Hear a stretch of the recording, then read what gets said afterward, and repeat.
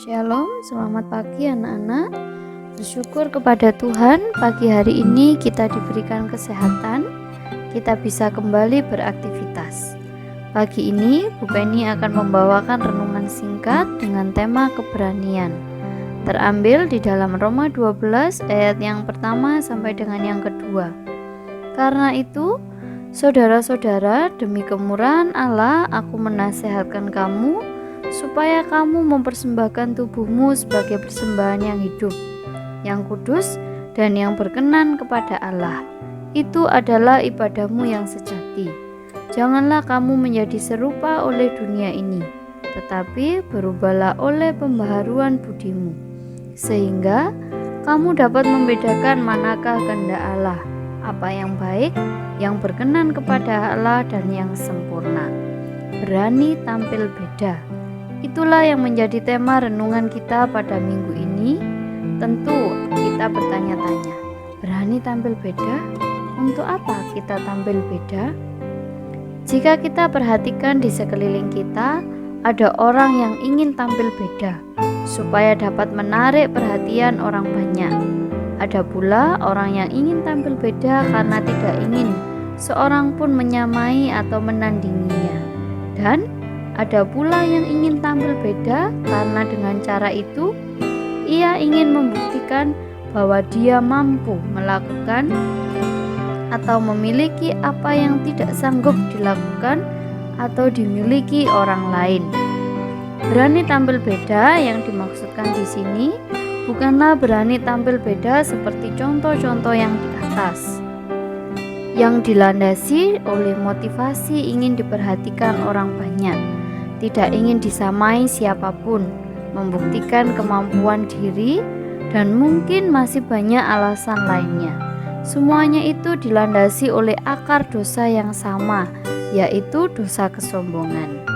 Tuhan ingin kita berani tampil beda, bukan untuk sebuah kesombongan, melainkan Tuhan ingin kita berpikir dengan cara pikir Tuhan. Walaupun cara pikir Tuhan sama sekali berbeda dengan cara pikir yang dianut oleh dunia. Hal inilah yang menuntut sebuah roh keberanian. Beranikah kita ikut cara pikir Tuhan? Walaupun itu, kita harus tampil beda dari orang-orang di sekeliling kita. Ingat, janganlah kamu menjadi serupa oleh dunia ini, tetapi berubahlah oleh pembaharuan budimu. Mengikuti pola pikir Allah itu berarti berani hidup. Untuk berani mati itu mudah, tetapi untuk berani hidup itu lebih sulit. Dengan cara pikir Tuhan, tidak mengikuti pola pikir duniawi. Cara ini memampukan kita untuk dapat membedakan beberapa tingkatan kehendak Allah, baik di mata Allah, berkenan kepada Allah, sempurna di hati Allah. Sebagai contoh kecil, Rian, seorang anak muda yang duduk di bangku SMP, sungguh-sungguh berani tampil beda. Rian tidak mau mencontek. Seluruh teman-teman sekelasnya menganggap Rian tidak sportif, tapi Rian tidak peduli. Benar saja, nilai Rian apa adanya, atau lebih tepatnya adanya apa, karena nilai-nilai itu memang murni hasil belajar Rian. Pada saat pengumuman kelulusan, semua teman-teman heran. Demikian juga dengan guru-guru, heran karena nilai ujian Rian jauh di atas nilai hariannya. Sementara itu, teman-teman yang tergolong nilai hariannya bagus-bagus karena hasil contekan, nilai ujian kurang bagus. Mengapa bisa terjadi seperti itu?